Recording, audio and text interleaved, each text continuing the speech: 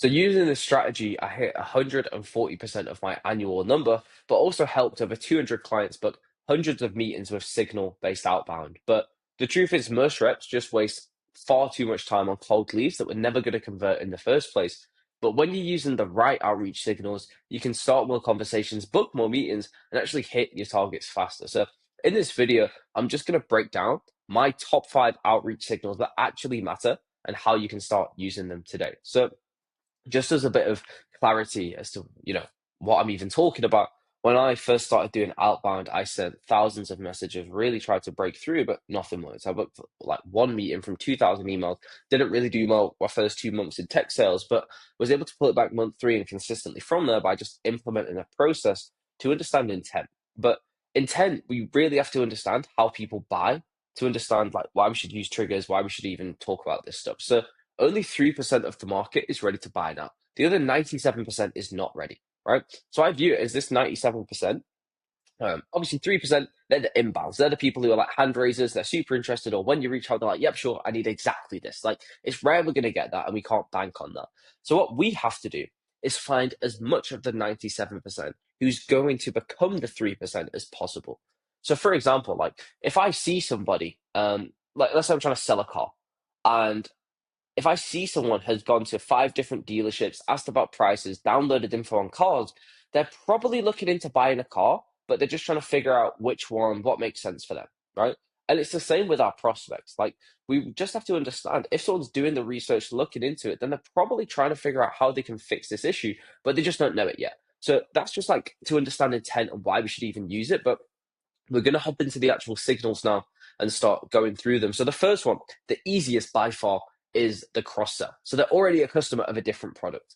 So let me explain this. And the reason in tech sales, there's a big difference between being an account manager and an account executive is cross selling is very different to doing outbound because cross selling, they're already a customer, they're already happy, they're already using you, and it's just your job to get expansions and build on it and upsell, cross sell. Like upsell their existing solution plus cross sell them into another thing. Like it's easier because they already trust you, they already know you, and they're already using you for a different way. So what we need to do is, for example, let's say I'm selling, deal. They're on the global payroll, but then I'm trying to upsell the HR software as an example, right? If I'm like, hey, notice you're using us for the global payroll, but curious how you're managing your HR with teams in, Latin America, typically. And then I go from there talking about the pain and all the rest of it. But the reason this sort of messaging works is the trigger is that you're already using us. Like, I'm not a stranger. This isn't cold. You know me, I know you.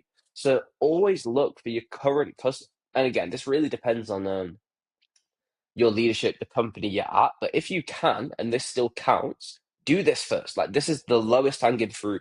Go after the people who are already using you for one thing and cross sell them the other thing. So that's the first signal. The second one, and this is the one I personally use the most in my outbound in my day to day, is resource downloads. So this works whether you're an individual or a company. So let me explain the two. So as we spoke about with the whole intent thing, like 97%, they're not ready to buy, they're just educated.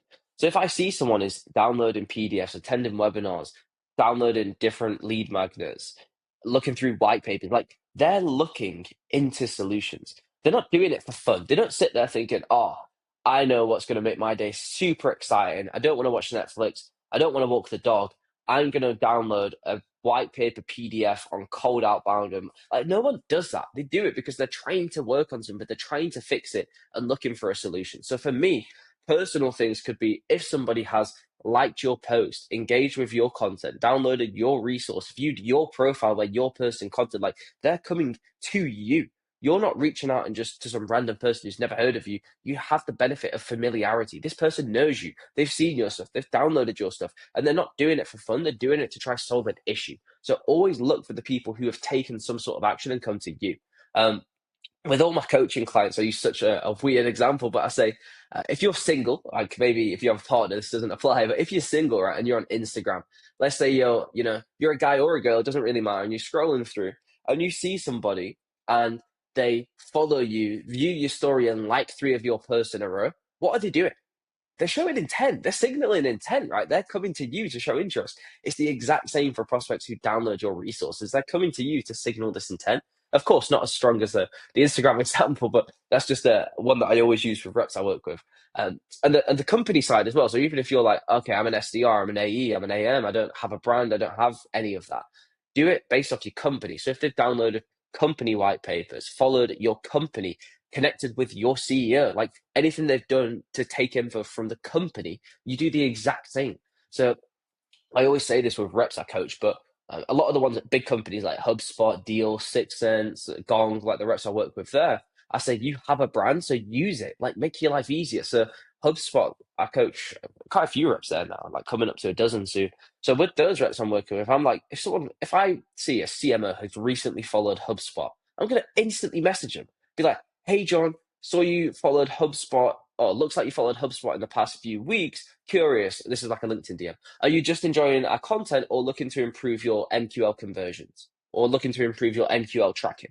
Like that's my LinkedIn DM. Then the email would be like, looks like you checked out HubSpot's LinkedIn page recently, John. Curious how you're tracking MQL conversion at the minute. Typically, pain, impact, how we fix it. Like that is what we do. We go after the people who know you. So go after resource downloads and follows. This is technically I've talked about signal 2 and 3. I'm just looking at my notes now. So signal 3 I was going to talk about is follows and engagement. So if someone's come to you, followed your company, engaged. So these are like twofold. They go together. If someone's downloading resources, that's my biggest. So I give away free resources. If people download it, I then sell them. So do the exact same, but if a company resources are personal, follows and engagement, exact same thing. If someone's following you or the company or engaging with your content or the company's, that's a great reason to reach out. Signal 4, close lost accounts. This one I absolutely love. And often, so again, as I mentioned, when I'm coaching reps at big companies with a brand, we do this. We go for the people who are actively looking into it because it's current. So thinking about again this big triangle, right? 3% are ready to buy, the whole 97 here. The 97 is not equal though. These ones are like completely cold. Maybe they're like hate you just for whatever reason. They don't want to buy. The ones who are here, like just below the 3%, are the ones downloading resources, following you, checking it out now. The ones a tier below that is this signal 4, which is closed lost accounts. And the reason I love this is it, no matter if you're a startup company, a big company, like you'll have people who you've probably spoken to before, or the company will. And it works great because again, they didn't go through a demo, go through a sales cycle, say yes to a meeting, take time out of the day to do it for fun. Like just understand that. They're not doing it for the sake of it, for the enjoyment, just for to talk to people. They're doing it to try and solve an issue.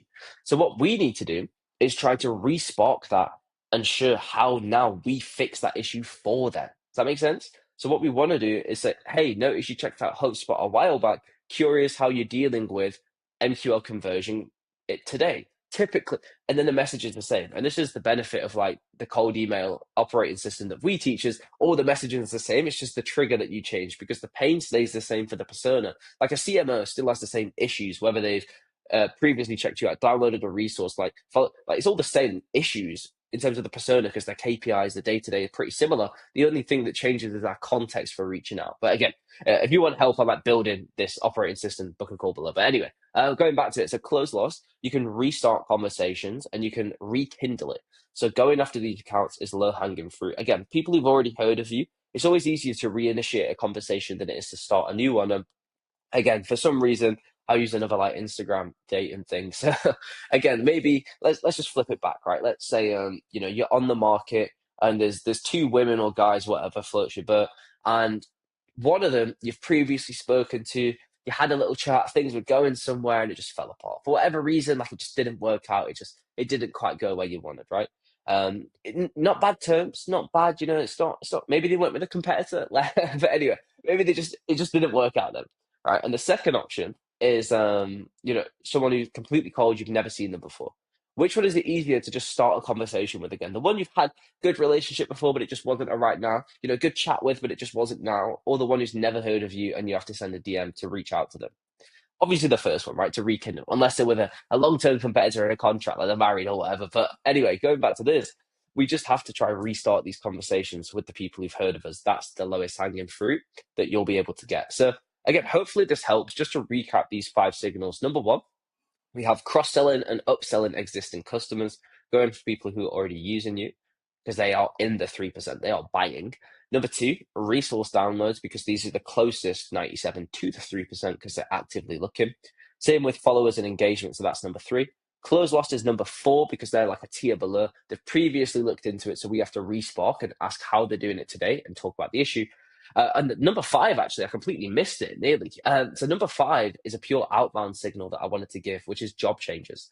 This is like a classic, but it really does work. So again, this is a tier below close loss because they haven't done anything. They haven't spoken to us. We're assuming. So when we're doing outbound, view it as like our best bad guess. Like we don't know. So we're just trying to use something to create a link. Does that make sense? So it's like we don't actually know. We're sort of guessing. But based off this thing that's happened, this could be a focus, right? So it's our best bad guess.